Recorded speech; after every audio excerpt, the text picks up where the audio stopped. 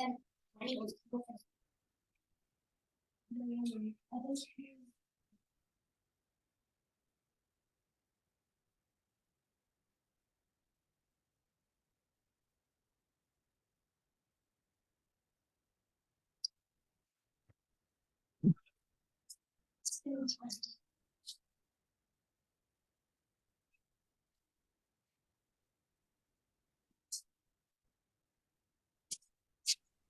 Hi, good morning. everybody. I'm on off camera for a minute. I'll turn my camera on in a little bit. Okay, great. How's everyone else doing? Where's everybody at today?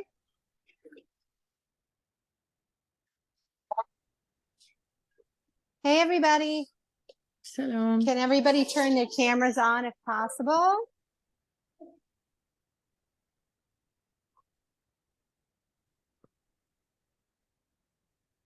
Okay. Here we go.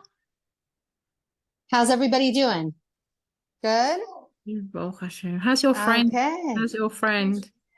Baruch Hashem, you know, she's an amazing person, and she's really, you know, taken the experience and, you know, doing her best to make sure that all of the life lessons that her son learned and that her son you know, were part of his life are a legacy for him and are impacting as many people as possible and taking care of her other kids left at home and herself. And, you know, that's all we can ask in life.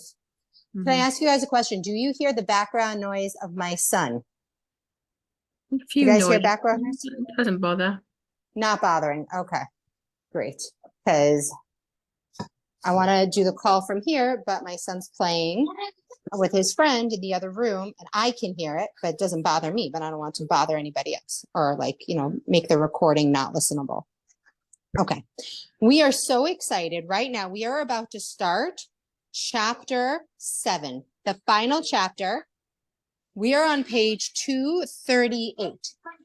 So everybody, make sure that you have everything you need. You have your book, you have your water bottle, that you're really all set, or a cup of tea. You have something that's really going to help you today, because this is very exciting. And then we are going to have a party. We're going to have a siyum.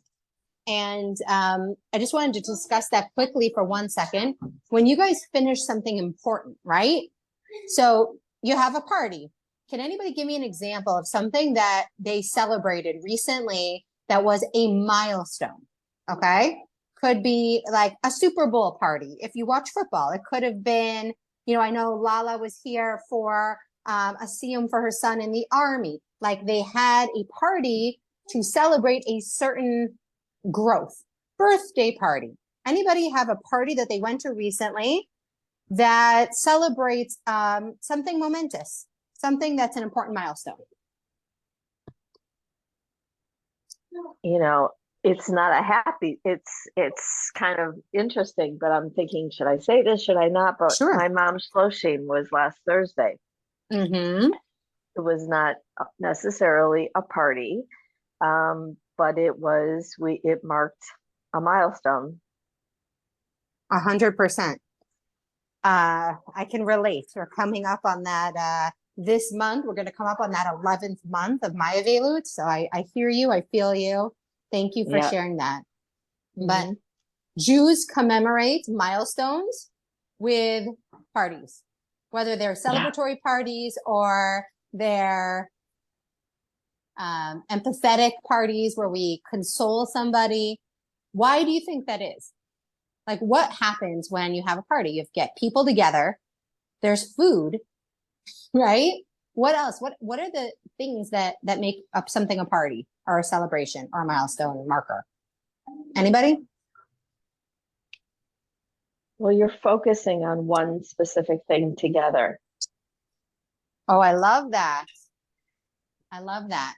Everyone's focused on one specific thing together. Okay. What else about that? And it brings a sense of community, everyone coming together, you know. 100%. Gathering. What does that give you when you feel that sense of community, that shared mission, that shared experience? What does that give you? it gives like a feeling of satisfaction, a feeling of you're not alone, like you're all together, and it's inspiring. It's heartwarming when everyone comes together and not having to do it on all by yourself, 100%. Community, 100%. Anybody have anything else to add? What they think like a party does that's positive? Why they're so important in our tradition?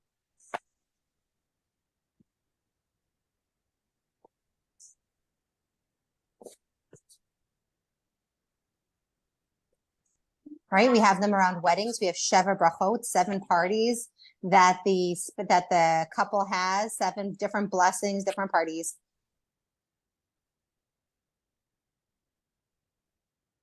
Okay. So what we're going to do is when we finish this, we are going to have a party.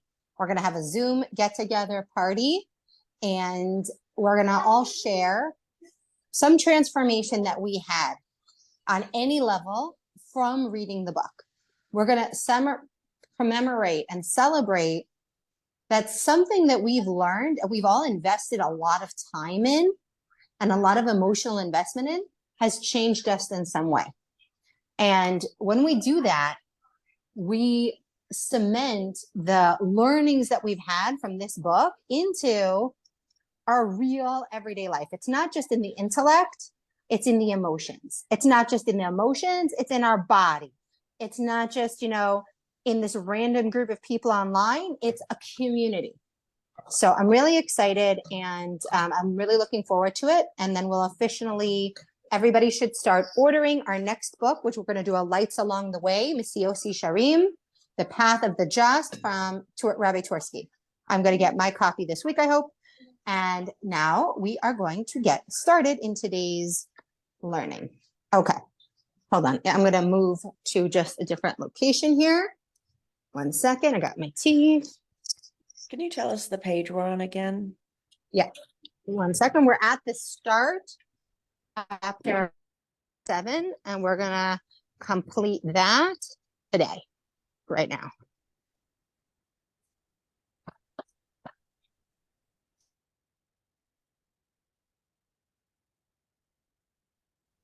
Okay. Go. The page is 238. Okay.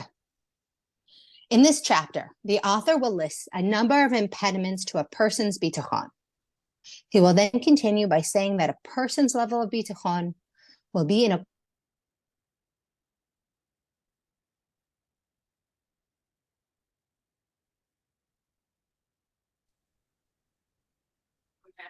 his understanding. Everybody here? Sorry, I lost you for a sec. His understanding of God. He will illustrate this by discussing various levels of bitachon. This is super important,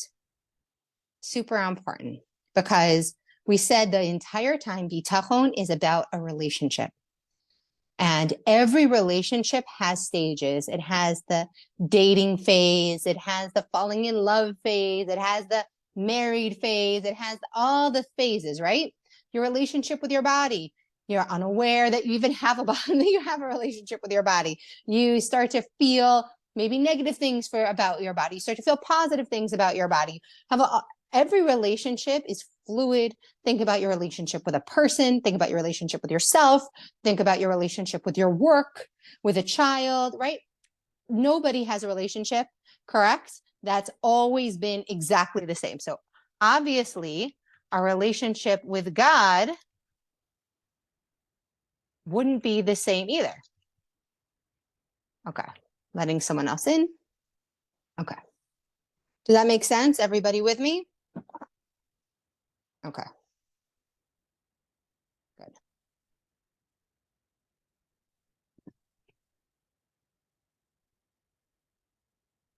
Having completed explaining in this gate that which is fitting to explain regarding the matters of bitachon, according to our understanding, it is now appropriate to explain that which matters are an impediment to a person's trust in God. Okay, so we need to See what are our saboteurs? What is going to get in the way of this relationship that we're trying to make with Hashem? I will say that these matters are impediments to achieving the levels explained in the 3 previous gates are all impediments to a person's trust in God. Other impediments to a person's trust in God are as follows.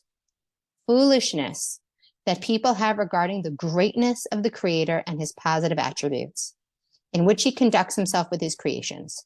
For such a person who does not comprehend the Creator's compassion for his creations, his conduct with him, his supervision and rulership over them, that they are utterly connected to him, will not be able to have peace of mind or rely on him.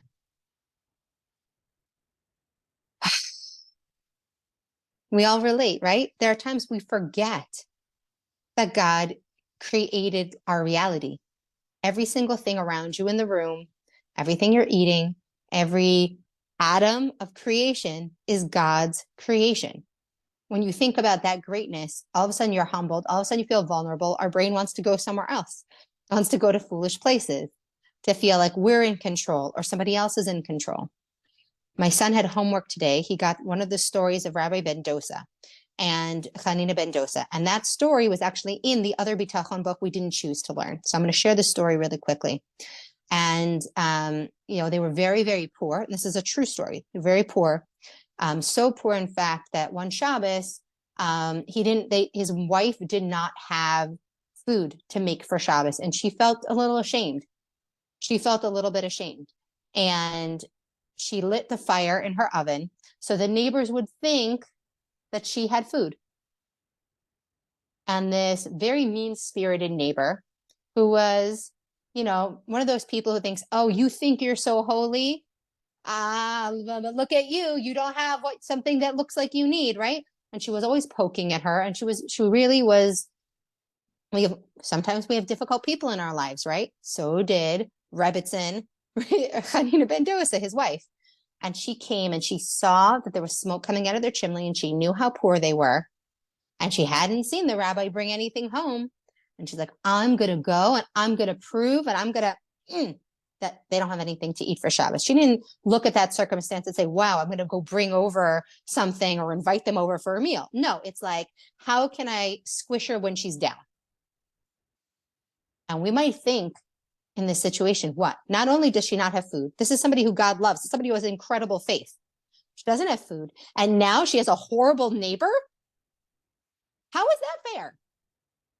The horrible neighbor comes over, knocks on the door, doesn't hear anybody.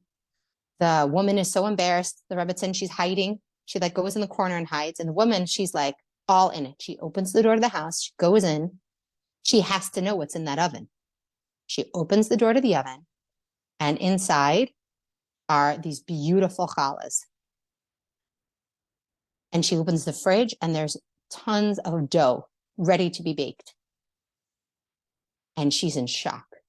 And she feels like, and she calls out, I smelled something burning. Rebbitzin, I think your challahs need to come out of the oven. Runs out of the house. The Rebbitzin, she comes over, she opens up the oven. And she's just so full of gratitude that they have this beautiful food for Shabbat. Someone asked me this Shabbos about the story of Hannah and her prayer. This woman who didn't have any children and begged and wanted to have children. And her husband's second wife had 10 children. And she also used to always poke at her. And one day she poked at her so much that she just broke down in her prayer to God. And we still use that prayer. Hannah's prayer is the framework for all written prayers since that day. There are times in our life where we're sure that the person is doing bad to us. We're sure that these circumstances cannot be better. There's no food. There's no thing that we're sure we need. And then someone makes it worse. And sometimes that thing is the thing that makes everything come out the way we want it to in the end.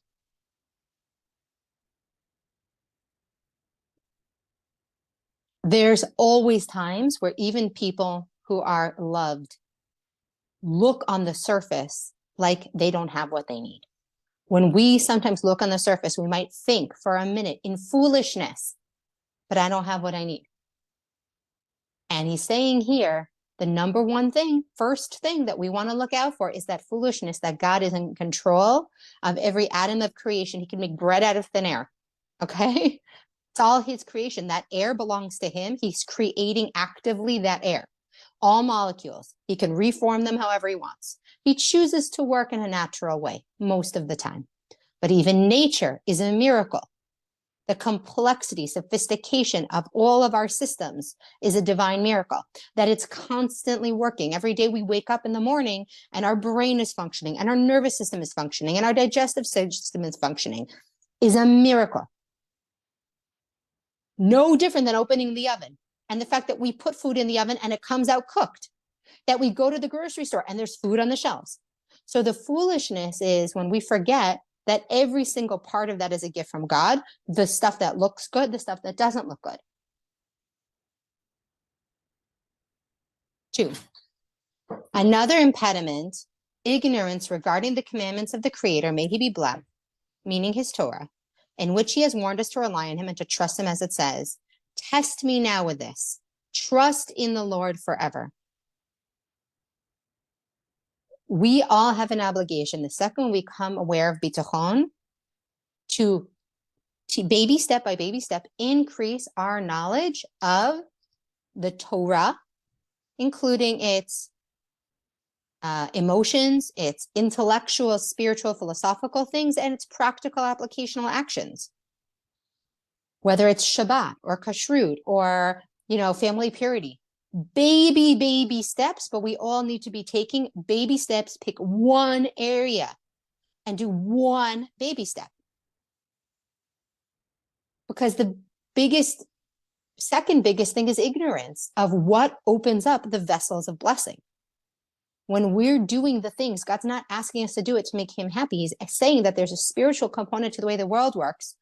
And when you keep Shabbos, you're aligning with some spiritual greatness. When you keep kosher, you're aligning with spiritual greatness. So every little bit that we learn, that we apply something from, because again, no matter what we learn, it's always a step-by-step, baby step growth and progress. So from wherever we are as individuals, you got to pick one area and one tiny baby step that you can then cement. And take your time, let it really sink in. We rush, okay, I got to learn the next thing and apply the next thing. No, is this really set? Am I fully committed to this thing I took on? I'm willing to do this for the rest of my life. I want to be aligned with this blessing permanently. Then you move on to the next thing and the next thing and the next thing. Number 3, another impediment is the propensity to attribute success to the immediate cause. He doesn't realize that regarding the causes, the closer the causes to the outcome, the less an ability it has to affect the outcome, either positively or negatively. Conversely, the further the causes from the outcome, the more ability it has to visibly affect the outcome, both positively and negatively. This is like a king who wishes to punish one of his servants. He will instruct his second in command to execute as well. The second in command instructs the minister, who is his inferior. The minister instructs the executive officer. The executive officer instructs the officer. The officer instructs the taskmaster. The taskmaster is the one who inflicts the actual punishment. And the tools that he uses are the stick and the whip. The tools are the least powerful. In fact, they have really no power whatsoever to either ease the servant's pain or add to it. This is because a tool has no will and no choice. The taskmaster is more powerful than the tool. The officer is more powerful than the taskmaster. The executive is more powerful than the officer. The minister, executive officer, all from the king. He is the most powerful of all because he can erase the consequence and pardon him at any time. It's already apparent that the ability of various causes to affect outcomes will be according to their proximity or distance to it.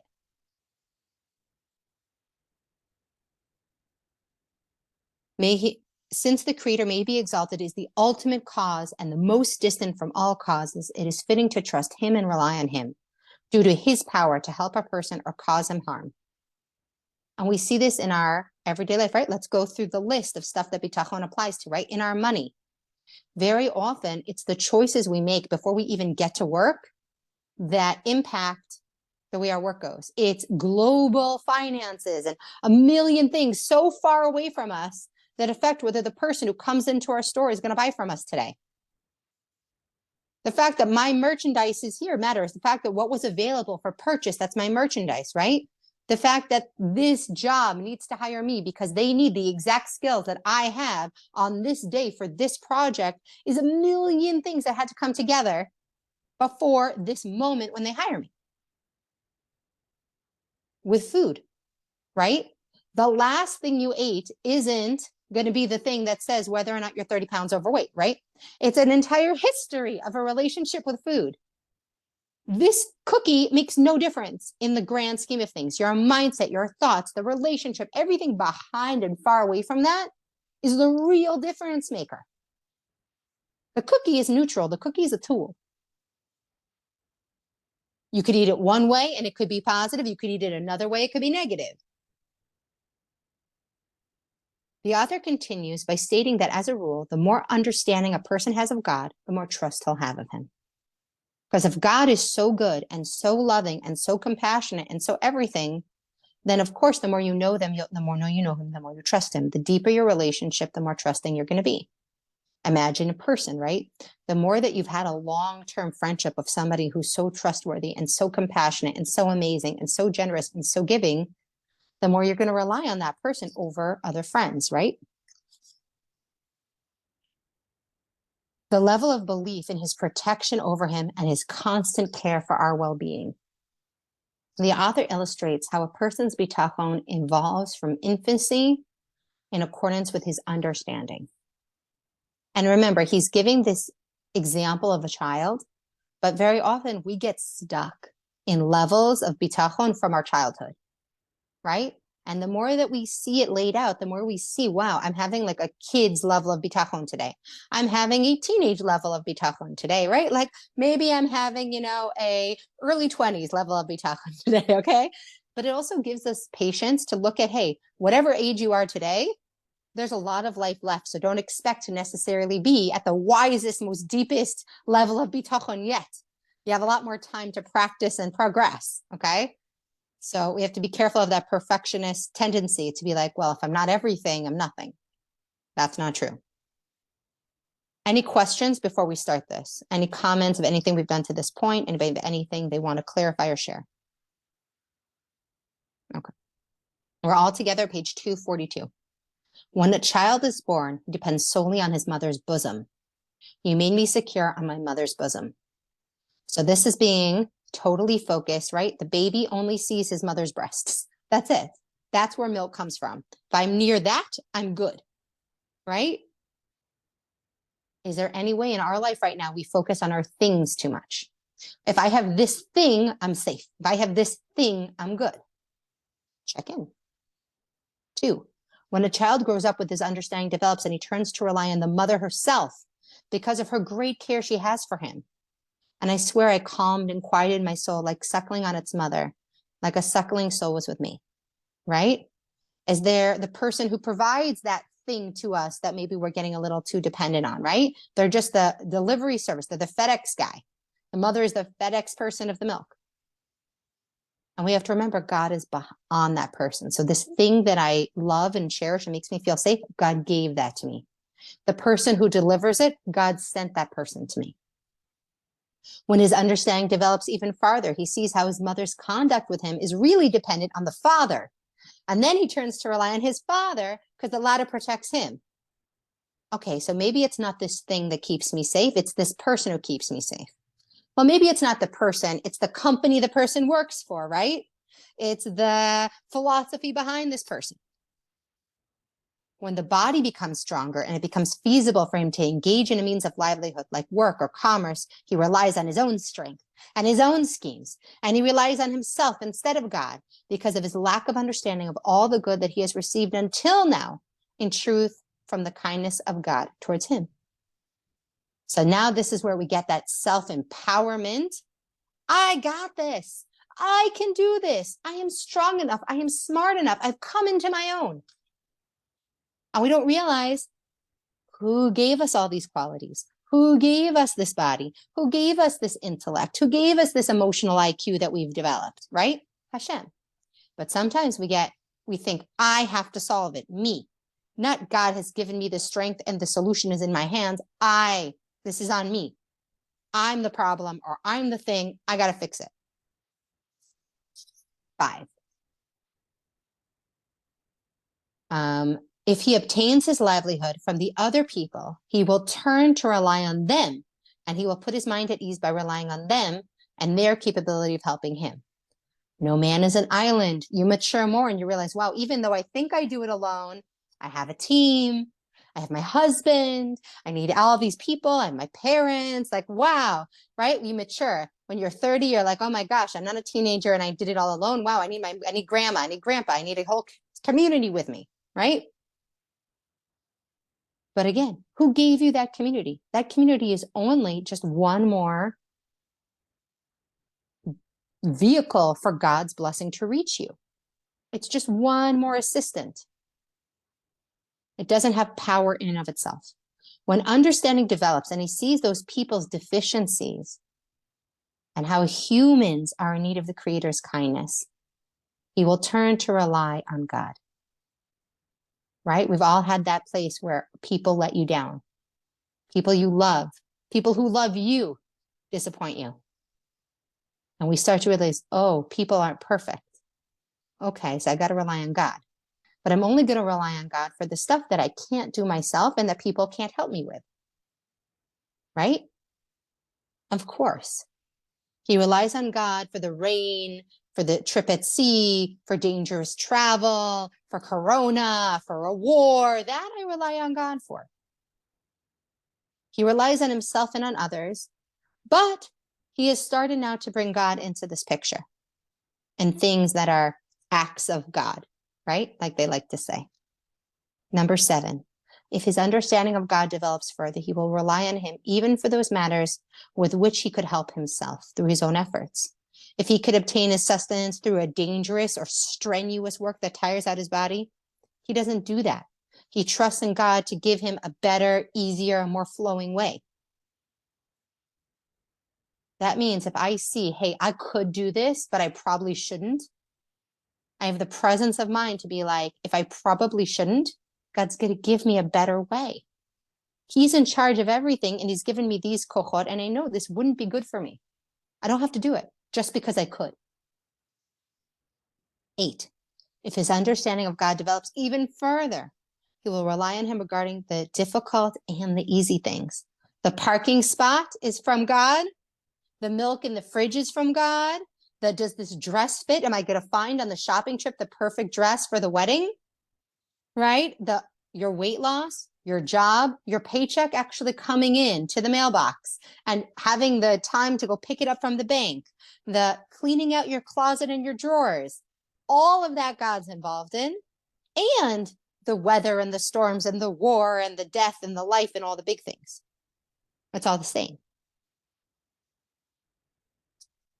He will rely on him, difficult and easy, and engaging in them, he will have the intention that even cleaning out the drawer, making the salad, driving your kid to school, visiting your parents, going through the Avelut process, going to Israel, every single thing is part of his contribution in the world, his service of God, his observance of God's commandments. He wants to invite God in and be like, wow, I'm keeping Shabbos, but I'd love to invite God in to this Shabbos and just learn a little more about it. I'd love to invite God into my relationship with food and learn a little bit more about food, or learn a little bit more about whatever issue it is. Torah touches everything. So we're inviting God in, and step by step, we're building a relationship. If his understanding of God develops even further, he will understand the great compassion the Creator has for his creations. And he will willfully consent with his heart through his speech to all that God has decreed for him in public and in private conduct. He will rejoice with everything God has done to him, be it the death of his relatives or their long life, be it poverty or wealth, be it health or illness. He will not desire anything other than what God has chosen for him, and he will only want what God wants for him. He will give himself over to God and accept his judgment upon his soul and upon his body. Realizing that everything happens to him is because of God's compassion for him, he rejoices with whatever comes his way, knowing that there's a lesson in it, knowing there's something good that's going to come out of it for him or for his family in this world or in the next. He will not desire anything other than that which has been chosen for him. He will ask instead to be of service in this thing that's been chosen for him. He will not weigh a certain means of obtaining his needs as more effective than another one. He will not choose to involve himself anything other than what he's already doing. As one person on Bitachon said, I never decided to do one thing in my heart, but wished I was really doing something else at the same time, right? I'm so not at this level, right? I can be doing one thing and my head can be like, wow, I really should be doing 3 other things right now. I probably should be doing that right now. I probably should be doing that right now, right? This is something like super aspirational for me personally, okay? Thank God I have many more years, Bezrat Hashem, to work towards it. There's still another level. When his understanding of God, page 248, develops even further, he will realize the purpose of his creation and his entrance into this fleeting world. He will recognize the greatness of the world to come, which is eternal. He will despise the world and the worldly means through obtaining his pleasures, and he will give himself over to God, may be blessed through his thought, his soul, and his body. When he is alone and undisturbed by other people, he will take pleasure when remembering his creator, when he will feel desolate and not pondering his greatness. If he is among people, his only desire will be to please his creator by fulfilling his will, and he will long for nothing other than an encounter with God. He will be so happily preoccupied with the love of God that it will stop him from rejoicing with other people who rejoice for matters of this world. Nor will he be able to rejoice with the same ardor the people of the world to come rejoice in the world to come.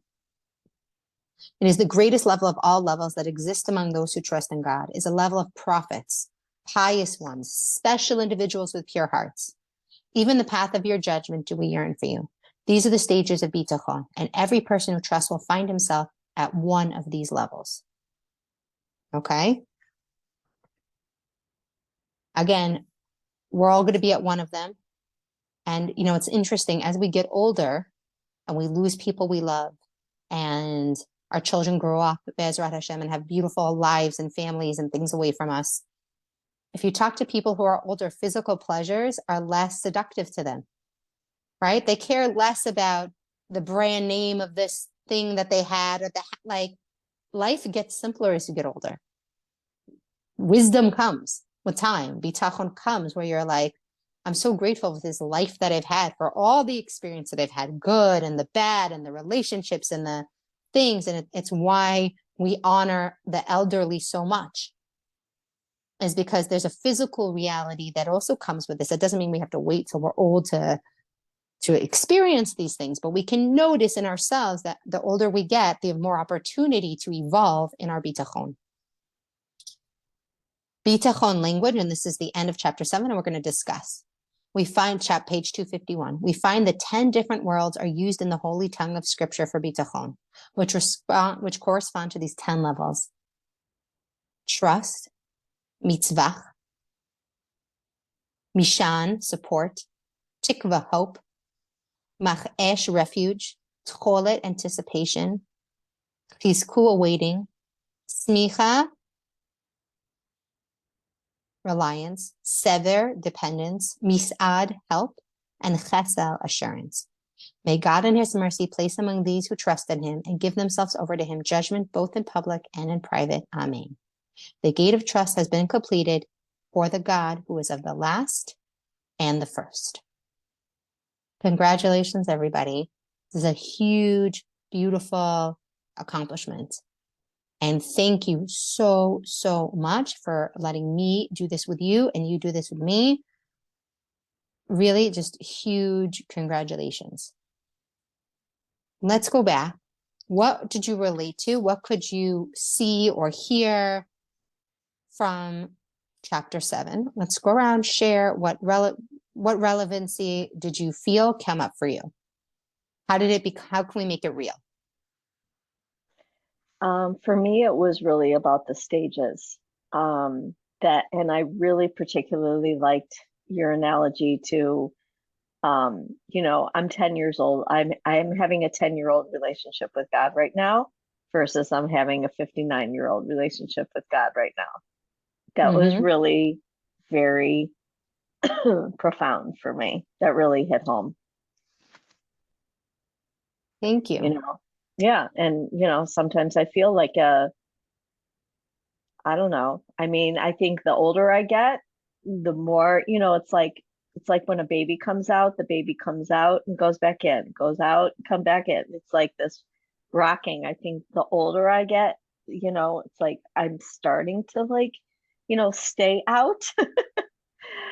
But oh man, it's a process. Yeah. And what I love about what you said is that a baby is the mother loves the baby equally to when the baby is out, no matter what the baby's relationship with the mother is, the mother has a full, mature, complete love of the baby already. Yeah, So right, it's okay for the baby to have a baby's level of relationship and it will mature and grow. right. That's good. I like that. Beautiful. Thank you. Who else? Who has something to share? Something resonated? What made this real? What part of this made it real for you today?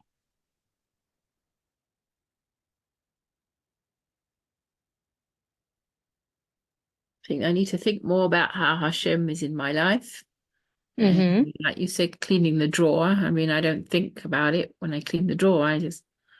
But I think, it was very nice.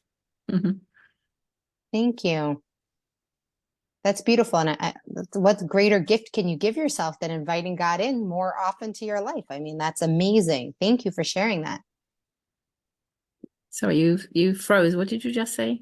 I said, thank you for sharing that. There's nothing better, like greater aspiration than saying, hey, I want to invite God into my life in a more, little daily level. That's amazing.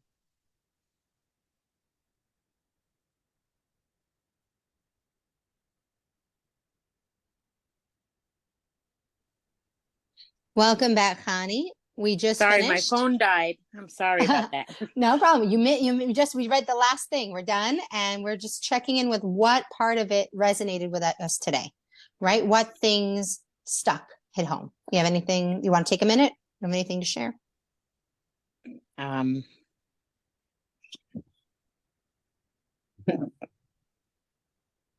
You could take a minute. You just cut back if you want, take a minute and then you don't have to like jump in. It's up to you.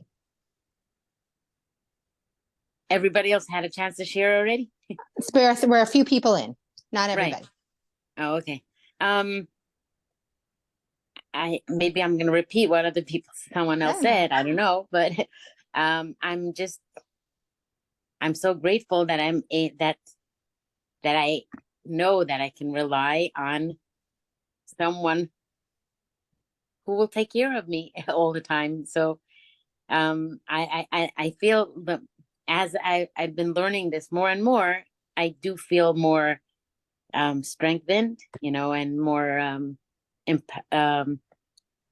don't know if the word is empowered or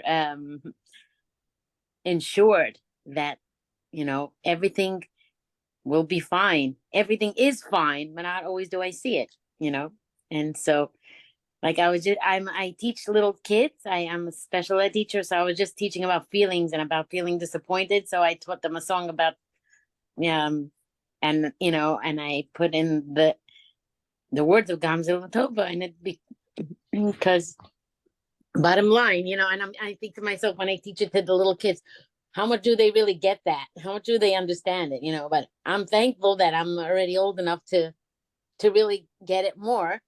And sometimes it's much easier said than done, but I know that I have to, whenever I do start feeling a little down, I have to like reach, recalibrate, what's the word, recalculate and think, Right. who's the one in charge after all, so that helps. So I really appreciate this, and I would really want to learn this over again, because I feel like We are going to learn it again. We're going to do Misiosi Sharim, and then we're going to come back and do it again. Perfect. That's the plan, this same book, because it just, like, I've learned this 5-6 times. Every time it's new. Every time it hits deeper, and then it gets in your But I found for me that taking a book off, you see this in everything else. So we're going to read the next book and we're going to be like, oh, see, this is the bitachon. This is, see, he's saying the exact same thing. Everything comes down to this. And then we'll come back and do this again, and we'll have that perspective to weave into this, and we'll just keep going. I Amazing. hope Thank she'll you. be blessed to have people want to learn with me, and I'm happy to learn. Thank you so much, Lily. You're amazing. I really appreciate it. Esther, Lala, anything you guys want to share? No pressure, just passing the mic to anybody who's ready. Lala. Yeah, I will.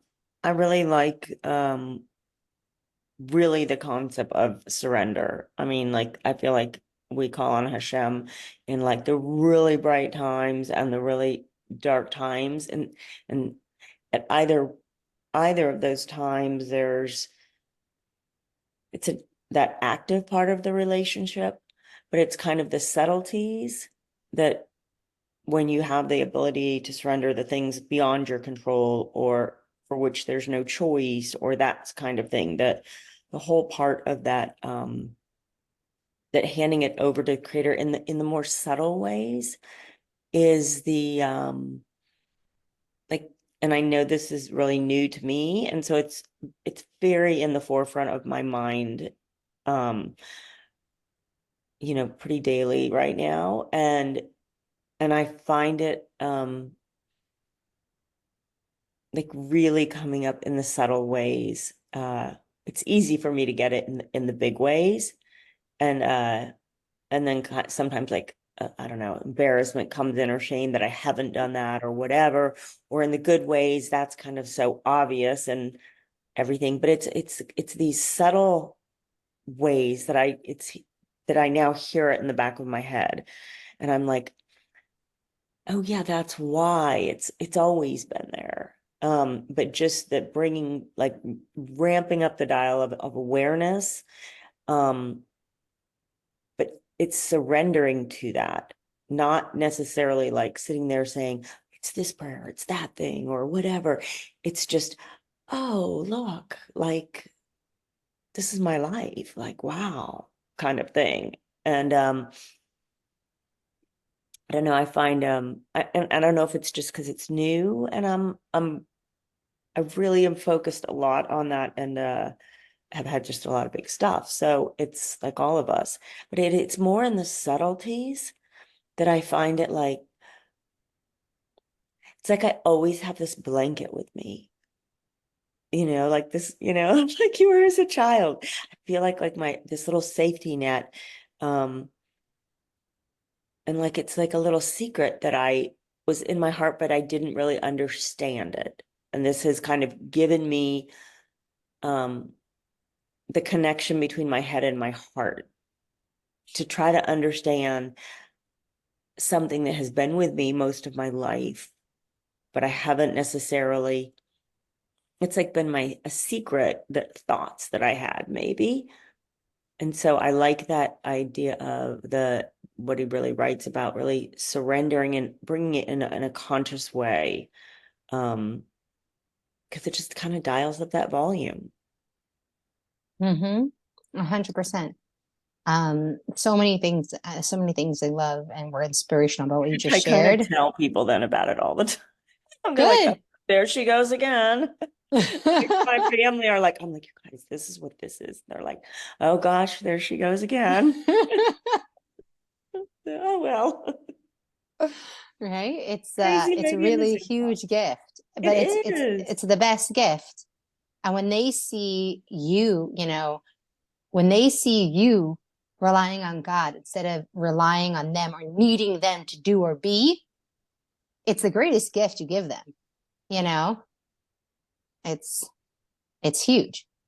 I heard today. Yeah, go ahead. Well, I was thinking about so many people because my adult children are all very involved with Israel or in Jewish ways, and it's not necessarily the norm where I'm from. And people are always like, "What did you feed your children?" And I'm like, I have no clue. But now I'm like, oh, I know exactly. I fed them what was deep in my heart because I feel like it's so embedded and everyone has it, It's just being able to, or I don't know how it transfers. I mean, I don't really know that, but how do I come from the middle of nowhere where there are really no many Jews, and my kids have become so, and it's in their bellies and it's in their hearts. It's not from, we don't have to go to Jewish day school. We don't have anything like where we live. And I think that's the subtlety, that knowing that all people do. And it's just that being in touch with it. But it's the awareness of it has really, it's made this time a lot easier with my son being over over there, sure. So 100%. thank you. Thank you guys. Really, it makes me so happy to get to do this. It's really a privilege. And I thank you guys for them being willing to learn another book and want to ask me when we're going to learn this again. Like, I mean, we're in and we're a community. Wait, can I say one more thing, Lily? Please. Okay, so when I was over in Israel last weekend, Lily and I were together, and we found out that her cousin and my husband are really good friends. Yeah. And I've known her, and it's just never come up. I'm like, how does life get so interwoven so beautifully and magically and in such a way? I mean, they've known each other for 30 years, I think, my husband said. And I'm like, and they live around the corner from my daughter. She goes to their house for the holidays. I mean, and my son went to school with one of their, I mean, how did that happen? And how did Lily and I meet each other and have this immediate connection without we just said we both just knew? How, I just think I mean, I've always had things happen like that in my life, but I think this is oh, well, we can explain it now. We Right. it just is even more meaningful to know that this is we are part of this constellation that has already been laid out for us if we're open enough to Hashem to go yeah, thanks. This is amazing. I'm going to step into what you've provided for me in an open way, And Yeah. I mean, that was just a cool example that there we were sitting together. The causes of the causes of the causes, right? It's exactly what he said, the 18 causes beforehand. It's not this immediate reason that we met wasn't why we met. Yeah. Random, but not. Right. Yeah. 100%. And yeah, Stacy. I just can't help think of, though, this is something that I think about a lot. Okay, great. I see all these beautiful connections. Lala, that was, just gorgeous. I didn't even know that. And so, I love stuff like that. It's amazing. And things like that happen in my life too. But you know what? Then I think about the people have such in their lives, and they are living in squalor. They're living in I don't know, just horrible. And I think about how do they and I realize that even they can find this level of bitachon, this level of trust in their own lives. But seriously, I'm amazed. I'm yeah, we're all middle class, whatever. But what about the people that are that's really hard. How do they, I worry about them in a way. When we first of all, that's a beautiful thing. I think that you worry about them because that's empathy, and we're supposed to have that for other people who are in difficult circumstances, but we're the neighbor. We're not them. So they can be the Rebbe and Hanina Ben Dosa and have this amazing, miraculous relationship with God where they see every piece of food as this divine gift that we don't even sensitize ourselves to. We could be there and point it out and being see them. They're so sad, right? We can be I'm going to invite them over. I'm going to send food. I'm going to make sure that I'm a generous person in my circle and let everybody ripple out and impact everybody else. But also, there's this letter from the Lubavitcher Rebbe, and I'm in this cool group where they send these old letters out every day. A friend of mine got me into it. And there's this letter and it was about bitachon. It's only about bitachon. It says letters related to bitachon. And this guy who was a Holocaust survivor, okay, writes to the Rebbe, I'm really struggling. Oh, Stacy, just put your phone on mute just because of the noise in the background when you're Oh, not talking. sorry. No problem. And then he says, I'm really struggling with having enough money and my job, and I just don't know if my job is going to come through. And the Rebbe writes back to him, I know you.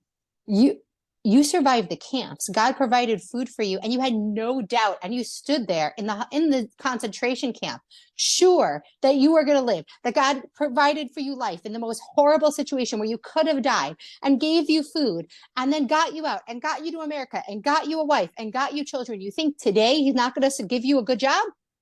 Today, after he did all the other stuff for you, today he's not. Of course he is. Connect to everything that's already been done for you so that you could connect to what's gonna be for you, you know? And so when we are the blessed to be the neighbor or the second wife who has 10 kids, who has everything, we get to choose. God is gonna work to get her what she needs. If we're mean, he'll make our meanness the thing that gets her what she needs. But we can also choose to be kind. We can choose to be charitable. God made people without, and he made people with. And we're supposed to come together and do his work together. There is no teacher if there are no students. There is no charity if there's nobody without. They're both doing God's work. I think of when things like this come up, I think of like Brene Brown when she says, you know, comparison is the killer of joy. And we've been fortunate to travel to, you know, very impoverished places. And have seen kids, you know, playing with a Coke can, kicking it around, and have no TV, have no whatever. And I think they look pretty darn happy, that they just don't know what the difference is. Like the joy inside of them is still joy. And maybe their food that tastes, they are just a little more aware. It tastes a little bit better because they don't have as much or whatever. But That's really beautiful, I think, Lala. Thank you. yeah, I mean, that really, to me is yeah, us imposing on them and them and other people imposing, like that comparison thing is, I think it just kind of kills it all, because you're like, why? And I don't think that necessarily that we can do that. That also brings up such a beautiful point. Having more doesn't equal more joy. Having more doesn't equal more joy. Like I think back to times in my life, and I was talking to my husband about this going into Pesach, and we have family members who are going to this very, very fancy schmancy Pesach. And my husband and we're talking, and we're like, because, you know, someone else invited us and this, and we're like, I like that my kids have to work for it. I like that they have to clean the house. There'll be a time maybe where it'll be nice to have a break sometimes from cleaning the house for Passover. But part of the fun of Passover is getting the house ready. Just locking the door and going away. Now, there are years where you're like, yes, I need that for my mental, emotional, whatever, health. But there's something to doing it yourself that you only realize maybe when you're older, you know, that there's something to making Shabbos. You can always, you know, buy the challah at the bakery, but there's something to do it. There's something to doing it yourself. Stacy, good luck on your class. And guys, next week Thank is our you. party. So come with Oh, party next week hats is on. Next okay, week is our perfect. party. Take a minute time this week. Put something together about journal. How has this impacted you? This is your celebration of your journey. Okay. Perfect. Thank you. And then the following week, I hope we can, Bezrat Hashem, start the next book that gives everybody 2 weeks to get it, including me. If you have a problem getting it, please be in touch. And we'll see if we can help each other out. And I can't wait to continue on this journey. Oh, Esther, you didn't share. Do you have anything you want to share before we sign off?